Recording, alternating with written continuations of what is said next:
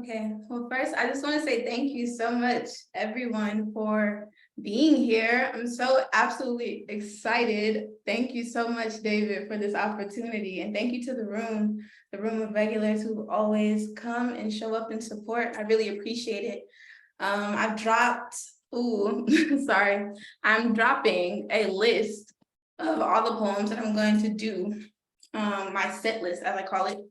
And so basically I'm hoping to take you all on a journey of why I chose this in particular, this theme, hopelessness and homeostasis. I think we know a lot about hopelessness, as Maher shared with us, but I think our society doesn't know a lot about homeostasis, about balance, about just the fact that scientifically, that's what our bodies are for. Therefore, finding balance is for being triggered and then bringing yourself back to, that middle ground, that space of home, which won't be anywhere in the outside world, but inside of your body, that safe place that you find. So that's what this is about. And my very first poem is called Hydrologic.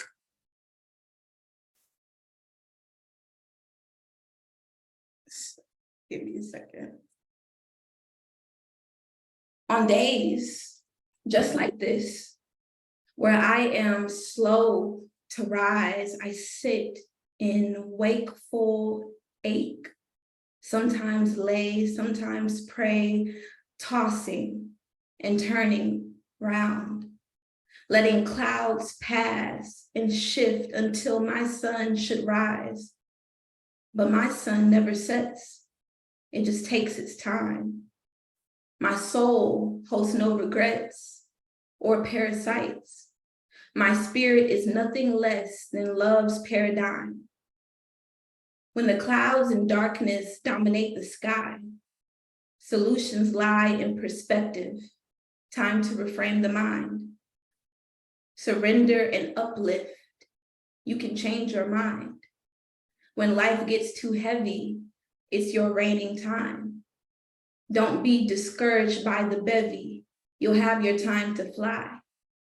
Rest and be assured you'll get your time to shine.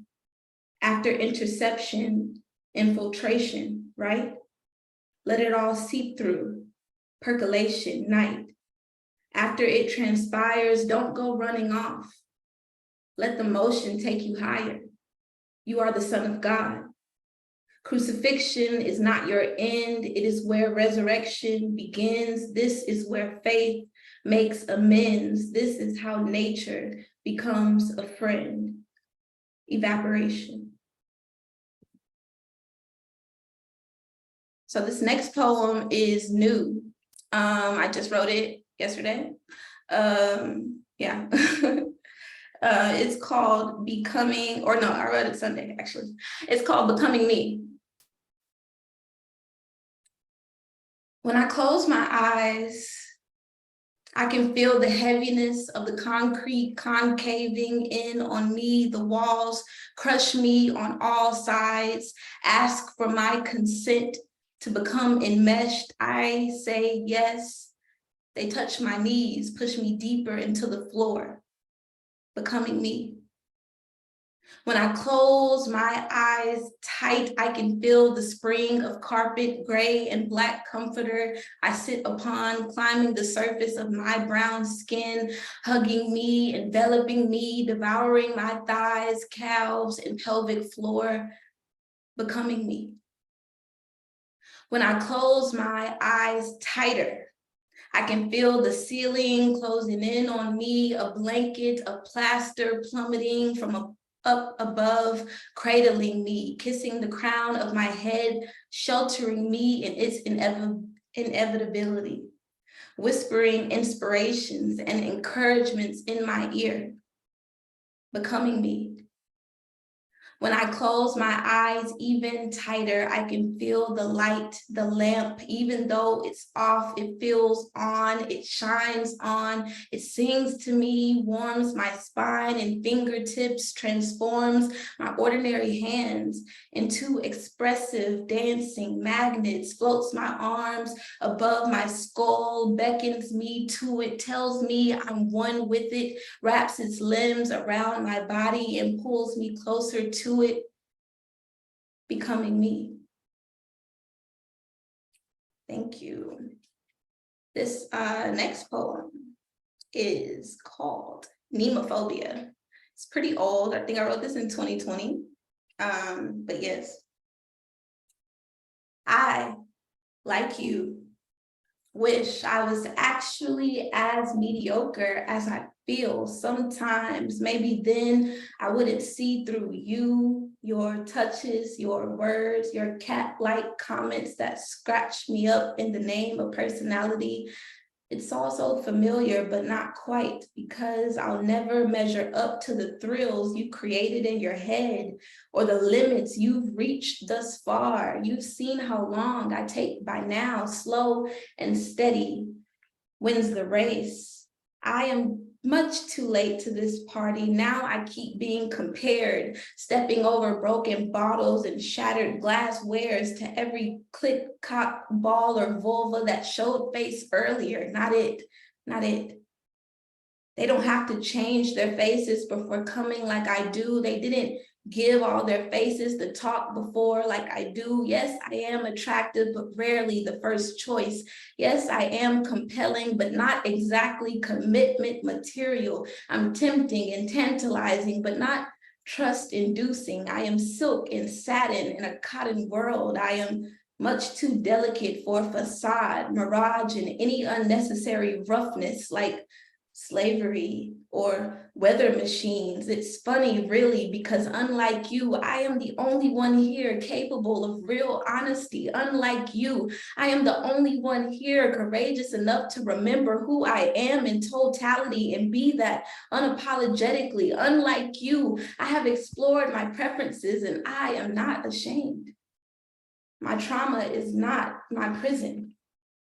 My trauma can't stuff me in a box, in a coffin, or in a closet. I am not hiding. I am not hiding. I am not hiding. No, instead, just waiting. No, instead, just sitting in place. No, instead, just dying at a snail or turtle's pace, dying to be loved or helped or heard by anyone other than the alternating voices in my head, each with their own personality and purpose, regurgitating hot but meaningless phrases like they never consider you, they never choose you, they'll never like you, knowing it's their love I seek.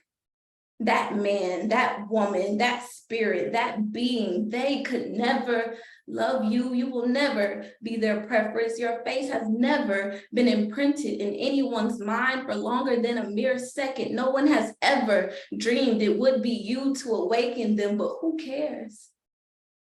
A mission is a mission.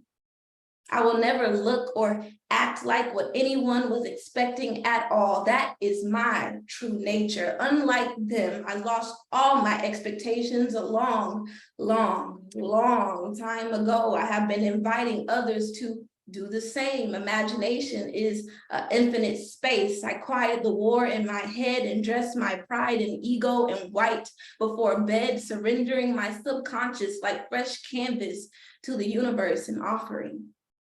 Waiting for the return of peace, praying for clarity to see, drawing hope in blank spaces where the color has yet to be decided on, the great unknown.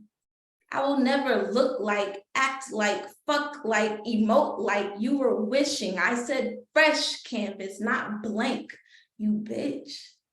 I will never be good enough or better than the fantasy of me you created to control like a doll dancing feverishly in your head, but I am a better director. And I started cheating after 5th grade once I realized everybody's cheating anyways. My reality is really quite exceptional, and that is off-putting. My audacity, alien, my attitudes toward life, alienating, but I'm nobody's ET, nobody's stepping stone, nobody's puppet, nobody's puppy, nobody's plaything. I like you. I like you.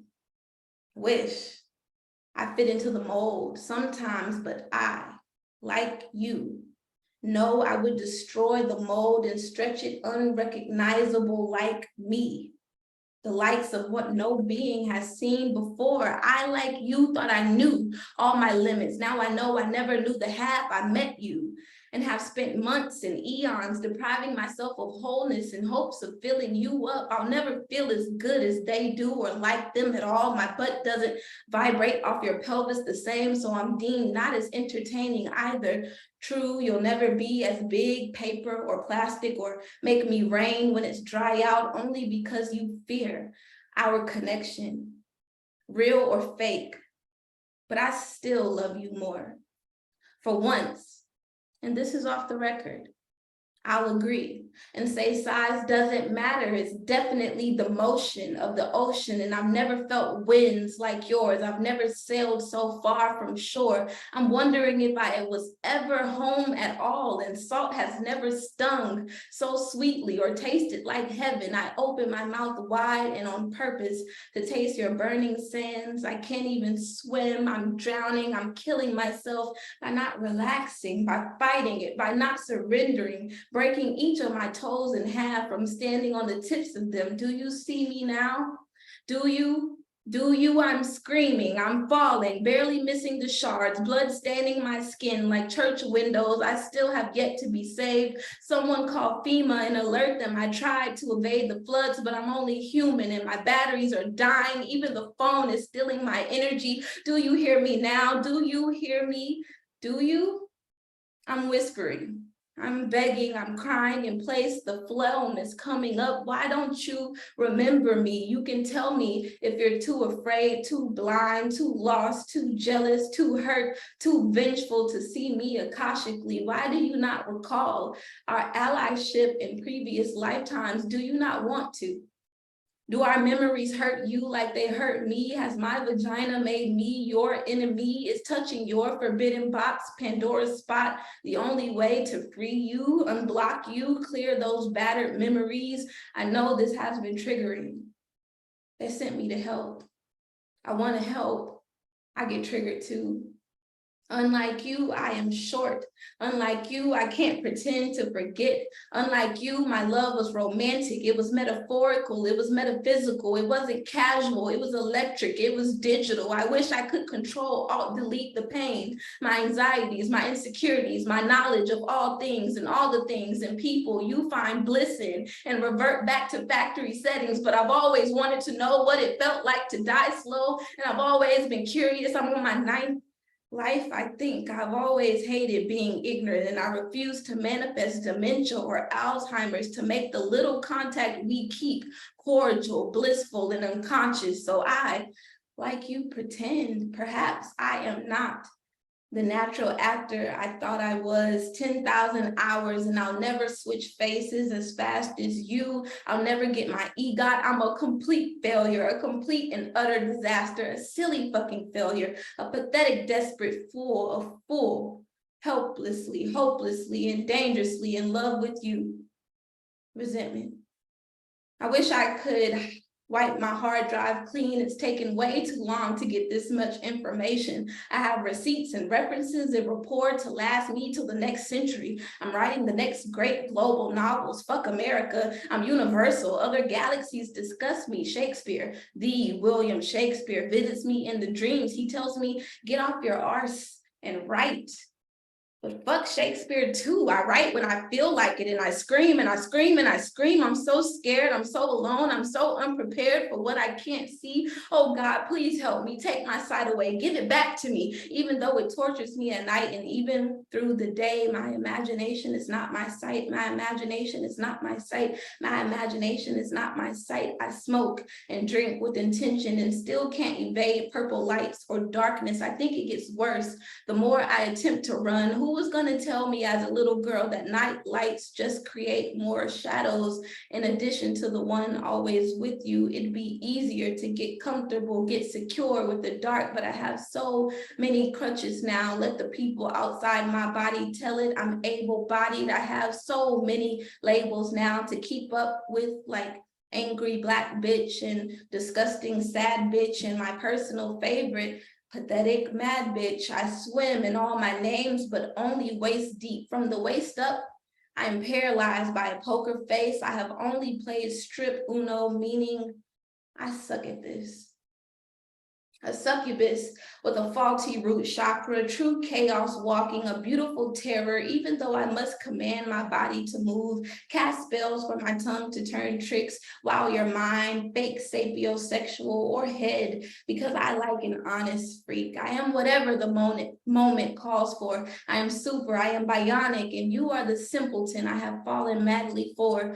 Please remember, I've been mad since birth. I was born fearful. It's in my blood, my memories, my food options, my sweatshop clothes, my sexed out shows. The pigs were so scared, and I'm scared too. I feel like livestock too. They tell me I am beautiful, but they don't treat me so. And who cares if I don't think so? Who cares if I can't agree? Why can't I agree? What if I agree? Even if I do agree, I more than agree. Why can't I have the space and time to relish only in me? Why did I get date raped and cheated on and abused and betrayed? Why did it? How did it happen so easily? Where is that beauty now? And why didn't it save me? When they said every day wouldn't be sunshine and rainbows, I didn't know it meant feeling like this.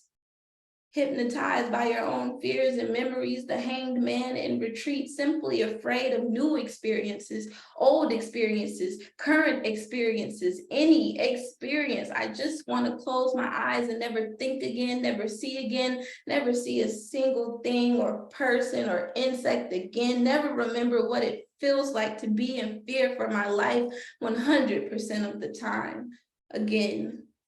I'm tired. Even in my dreams, I get no sleep. I get no leeway. I get no break. I get no peace. Something or someone is always chasing me, trying to connect with me. Why don't you love me? Even in my dreams, I get no sleep. Even in my dreams, I get no sleep, no sleep, no sleep, no sleep. Memories of no one loving me. No one loved me. No one loved me. No one loved me. Was I that evil? Was I that horrible? Was I that terrible? Was I that discardable, neglected? Neglected. There's nothing not to love. There's nothing not to love. There's nothing not to love. I don't need those memories. They feed off me. I don't need those memories. They fear me. I don't need those memories. I don't need these fears. They need me. They need me to exist. Without me, they don't exist. The limit does not. Do you remember? Do you hear me now? I'm nobody's Nemo. I'm nobody's lost fish, little fin. I'm nobody's ET, nobody's stepping stone, nobody's puppet, nobody's Pinocchio, nobody's gingerbread man, nobody's puppy, nobody's lost puppy, nobody's plaything, nobody's plaything, nobody's plaything, nobody's playboy. Don't play with me. Please remember, I am whatever the moment calls for. I've been mad since birth. I am super. I am bionic. I didn't know it meant feeling like this. Neglected. There's nothing not to. There's nothing not to. There's nothing not to. What if I agree? What if I care? What if I notice? What if I do obsess? What if I am in tune? What if I need me more than you? That was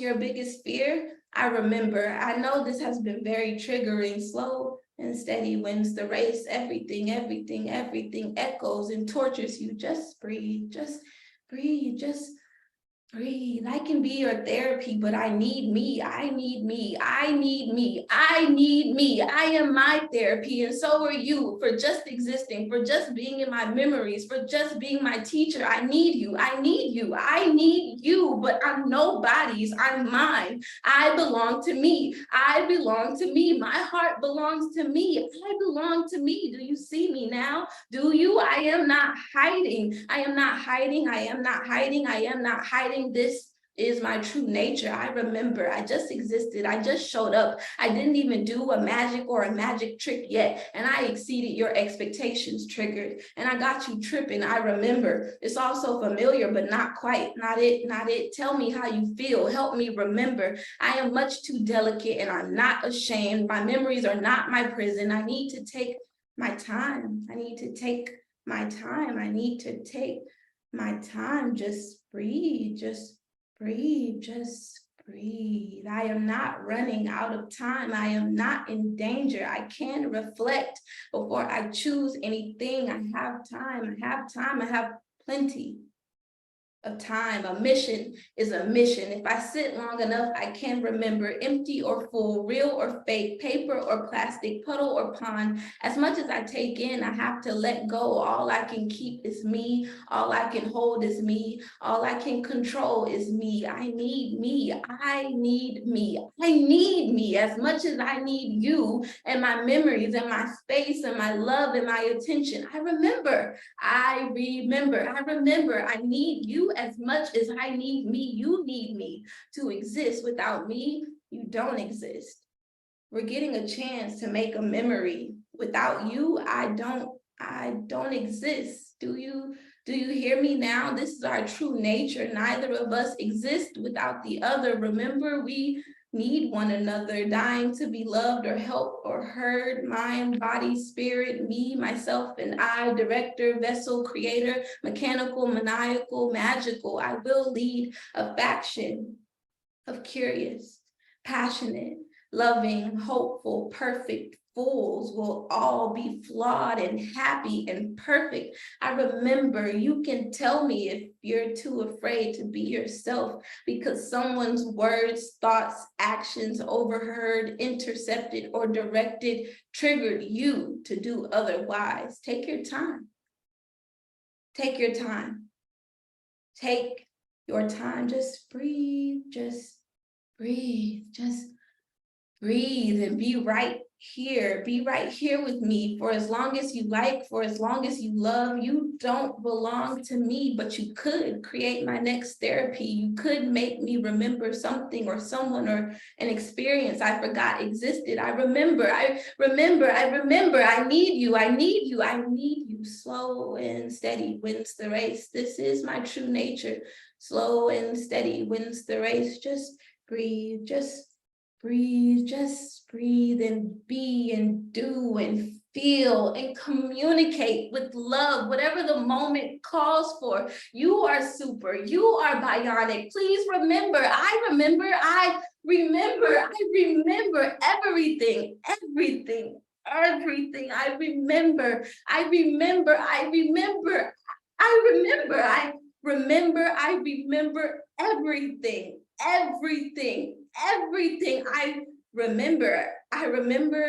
remember. Do you remember? Do you remember? Do you remember? Do you remember me? Do you remember you?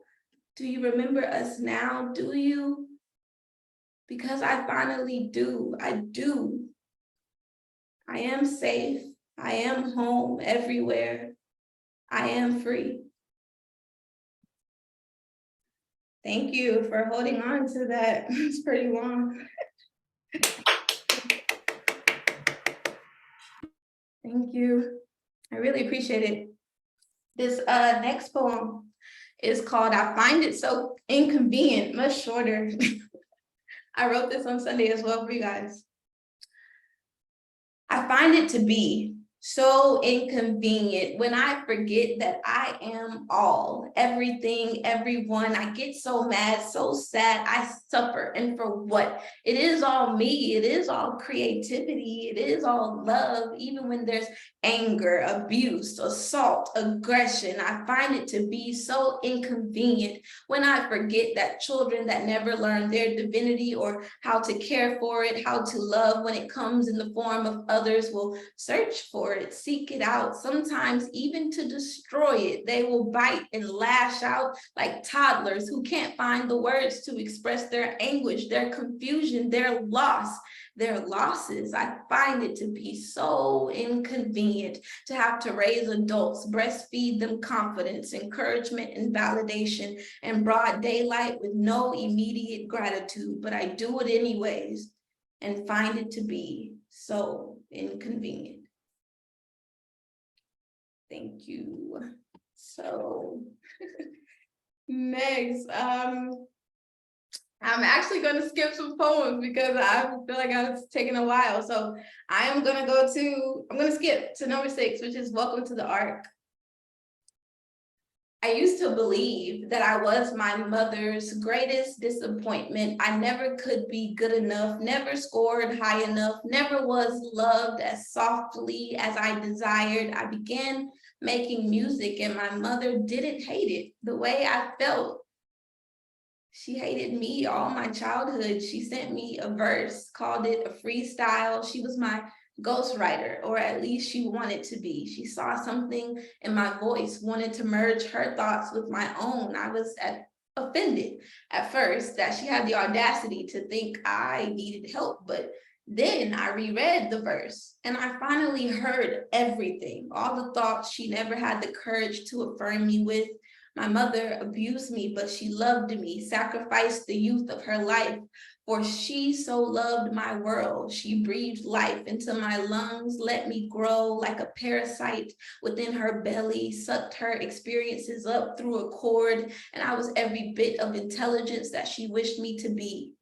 It says in Genesis chapter 6, verse 5, that God saw the wickedness of man was great in the earth, and that every imagination of the thoughts of his heart was only evil continually.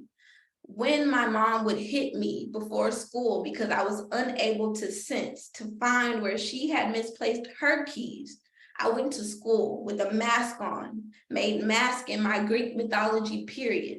They had no idea they were in the room with a class act. Sometimes I wish they did. Sometimes I wish they knew. I wish they, boarded my ark, helped me remove my camouflage. I wish they saw me in my veil, lifted it up and said, I do see you. Maybe they did. Maybe I was Noah, the grief God felt in their heart for man, the just man, perfect in her generations, the hermaphrodite to begot 3 sons, the comfort and rest that God walked with, the Mary Magdalene the heavens adored and cherished, the human being others judged and envied because she felt freedom, the freedom to move her body, transform her words and actions, and know it was all God, even the sin, even the judgment. It was the judgment that made the ark needed, judgment that created it, judgment that gave it life. Noah found grace in the eyes of the Lord, in the eyes of the divine, not man. I never found grace from my mother, but I built a home in myself, 300 cubits long, 50 cubits wide, 30 cubits tall. I made myself a home, 3 stories tall. Nature brought a flood indeed, but who do you think authorized it? Why do you believe you won't survive it? Why do you write defeat and fear into your character's arc? Do you think you need it? Is it helping? Do you bring 2 of every sort into your ark? Do you bring umbrellas to the party of thunderstorms and hurricanes? For 40 days and 40 nights, it rained. Even when the sun is out, it rains. I was 600 years old when the floods washed me away, 600 years when I left the other beast at bay. I could have felt shame, but instead I knew it was the way. The water prevailed, 15 cubits upward, drowning mountains, drowning everything, leaving nothing but this ark. Everything, every living substance was destroyed. All that was in the dry land died, and only Noah, God's comfort, remained alive, and they that were with him in the ark. Noah waited. Noah did what some now call rotting in the ark, but I now know. I persisted through the turbulence of my abuse. I endured the storm. I rested with the ark as the waters decreased continually. I sent a raven, and then I sent a dove who found no rest for her soul. And still, I found no shelter outside of me. Then I sent a dove again, And in her mouth, she returned with an olive branch, and I knew it was safe. I knew the ground was dry. I knew it was time to return to earth. It was a part of my character's arc. Thank you. This next poem, I am skipping around now. This is number 8 on the list. It's called On the Other Side. Synonyms of pain are as follows: abrasion, ache, affliction, agony, anguish, anxiety, arthritis, bad feeling, backache, bite, bitterness, blaze, bruising, burn, Charlie horse, cramp, crick, contraction, convulsion, debility, dejection, despondency, discomfort, distress, enervation, exhaustion, feeling, fever, flashing, gnawing, grief, gripe, headache, heartache, hotness, hurt, hyperkinesis, immobility, indisposition, infection, inflammation, injury, illness, irritation, itch, jab, jaded, jarring, jolted, kink, laceration, malady, malaise, malice, misery, oppression, ostracized, overburden, overload, pain, paralyzed, pounding, prick, quagmire, qualm, quandary, rash, regret, resentment, ruin, sadness, scarred, scraping, searing, sharpness, sickness, shock, sorrow, spasm, spite, stab, stitch, stiffen, stinging, stomachache, strain, stress, suffering, tear, thorn, throbbing, torment, torture, trauma, unease, unpleasant, unsettled, upset, venom, vex, violence, virus, weeping, wilt, woe, worries, ringing, writhing, yanking, zinging. This list is non-exhaustive. Is pain divine? Is it never ending? I'll let you decide, because even if I told you it wasn't, you wouldn't believe me. You're built to oppose me. You wouldn't let me be right. How painful free will can be.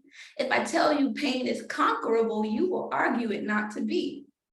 On the other side of pain is its antonyms: acceptance, achievement, accord, advantage, aid, alleviation, asset, assistance, beauty, benediction, benevolence, benefit, belief, blessing, bliss, bonus, boon, building, buoyancy, calm, cheer, clarity, cloud nine, collectedness, comfort, compassion, composure, congeniality, consolation, construction, contentment, convenience, courage, coziness, creation, delectation, delight, devotion, direction, ease, ebullience, ecstasy, encouragement, enjoyment, elation, endorsement, energy, entertainment, enthusiasm, euphoria, exhilaration, exaltation, faith, favor, felicity, festivity, flourishment, fulfillment, fortune, freedom, fun, gaiety, gain, glee, goodness, goodwill, grace, happiness, harmony, health, help, hilarity, hopefulness, humor, illumination, immortality, impenetrability, improvement, ingress, understanding, interest, fecundity, joie de voir, jollity, jouissance, joviality, joy, jubilance, kindness, lifting, lightheartedness, manna, amelioration, mercy, merriment, miracle, mirth, mollification, niceness, nirvana, non-aggression, non-violence, nursing, nurturing, optimism, peace, pleasantness, pleasure, positivity, promotion, recovery, recuperation, reinvigoration, rejuvenation, relaxation, relief, relishing, remedy, renewal, repair, restoration, resolution, respite, rest, security, restoration, revelry, revival, salvation, satisfaction, serendipity, serenity, solace, solution, soothing, succor, support, strengthen, therapeutic, thrill, transformation, transcendent, tranquility, treatment, triumph, understanding, upliftment, valor, vivacity. Could the pain be a godsend? Could it be heaven? Could your pain be your merit? Could it be your prosperity? Could you rejoice in her? Could he be valuable? Could the pain be a promise of something greater, something divine? Could it all be divine? Is it all divine? Is pain divine? And if not, why not? Why isn't pain just as much a godsend as your abundance is, as your prosperity? Why isn't it cherished? Why isn't it heaven? Isn't it humanity? Wouldn't accepting it, wouldn't loving it, wouldn't appreciating it, wouldn't empathizing, relating, providing comfort and compassion to our pain be as humane as we could ever get? I want to live and die on the other side. Okay, I'm getting to the end. This poem is from my book that I just released, this ebook called The Fear Project Volume 1. This poem is called Chromophobia. It's fear of colors. I'm gonna take this sip of water. Just letting you know it's 35 minutes so far. Okay, thank you. You're welcome. Oh, Actually, I'm gonna do these last two. This last one is called Could You Find the Opportunity? And then I'll do one from my poem my book, and that's all. Could you find the opportunity? Could you find the opportunity?